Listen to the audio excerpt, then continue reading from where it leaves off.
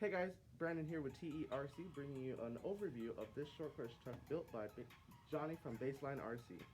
Hey. Hi.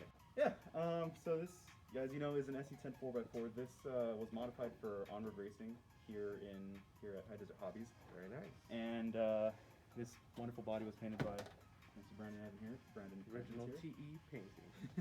Let me get this out of the way because there's a truck there you can see. But yes, it's basically an SE10 4x4. Pretty much bone stock, don't believe me.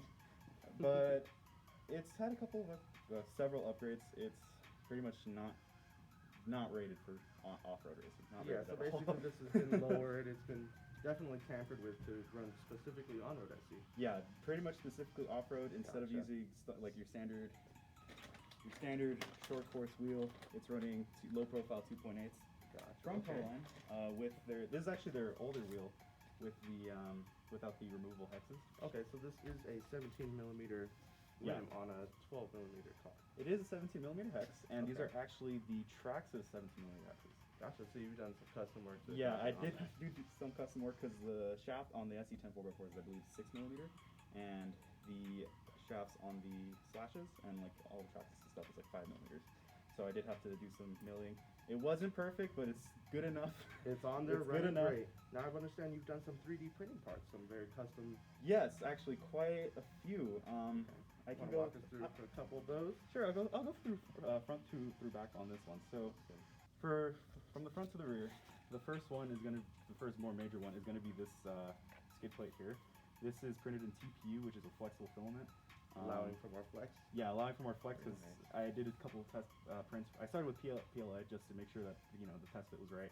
I ran PTG. I remember I did one race, accidentally slammed into someone on the straight, and it just like shattered. So I was like, all right, I have a roll of TPU. Let's try it out. So now during a race, when you hit someone, now you have a little bit more flex, give on this car. Yeah, a little bit more give on this car. And very nice. It seems like it lasted last time. And then this I actually just did yesterday because I needed to. It was actually I just kept running it without the rear brace, but I did have a 3D print this little adapter plate for this diffuser, which I'll get to later.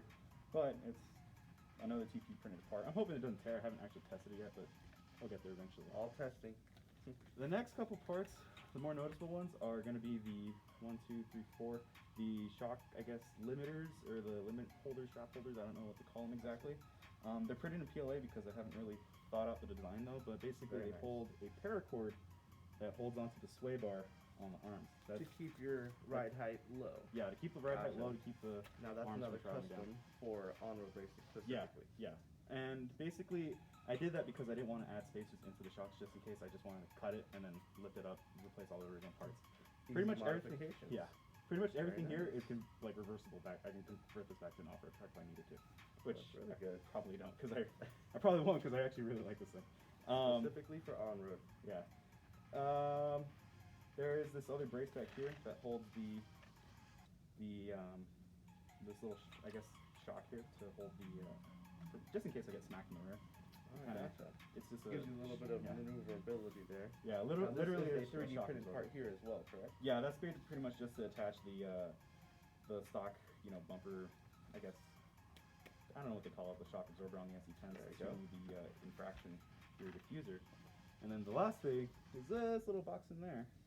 Okay, gotcha. A little somewhat a receiver box. Yeah, so that box there is to power. It has a small. I think you can go up to 24 volts and drop down to, I believe, 5 volts, and that's how I'm powering these fans. And so you can plug in fans, lights, LEDs and whatnot. Yeah. Very nice. And what motor system are you running on this bad boy?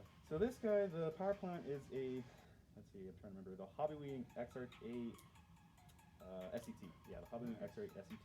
Okay. With a Queen's Hobbies, I think it's a 42, actually I don't remember off the top of my head, but it's a longer motor size than what's meant to be stock in this truck. Oh, okay. I did that mainly because, well, I added a lot of extra weight here.